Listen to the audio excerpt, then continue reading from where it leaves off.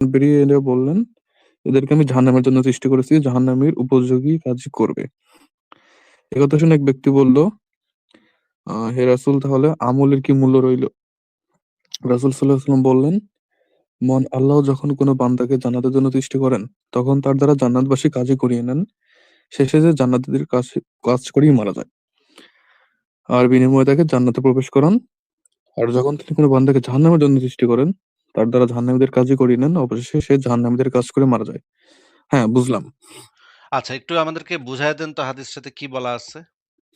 আ মানে এই হাদিসটা পড়ে যা বুঝলাম যে আল্লাহ তাআলা আদম আলাইহিস সৃষ্টি করার পর মানে স্বীয় ডান হাতে তার পিঠ। আচ্ছা, এখানে তো আমি একটা কথা, এই স্বীয় ডান হাতে পিঠ বুলিয়ে এটা কি হাদিস? মানে সহিহ হাদিস পুরোটাই? মানে এটা কোন পুরাটাই সহিহ হাদিস। ওই পিঠ বুলানো শব্দটা বাদে পুরাটাই সহিহ হাদিস। পিঠ বুলানো আচ্ছা, শব্দটা নিয়ে আচ্ছা, আলেমদের এখানে ভিতরে এখানে কথা একটু এখানে কথা বোঝা যাচ্ছে যে কথাটা শুনে নেন, হ্যাঁ, কথাটা একটু শুনে নেন। পিঠ বুলানো এই শব্দটা নিয়ে আলেমদের ভিতরে কিছু মতবিরোধ আছে যে এই শব্দটা ওই মূল হাদিসের ভিতরে মতনের ভিতরে আছে নাকি নাই। এইটা নিয়ে আল্লামা নাসিরউদ্দিন আলবানী বলছে যে এই শব্দটা নিয়ে কিছুটা সমস্যা আছে। কারণ এই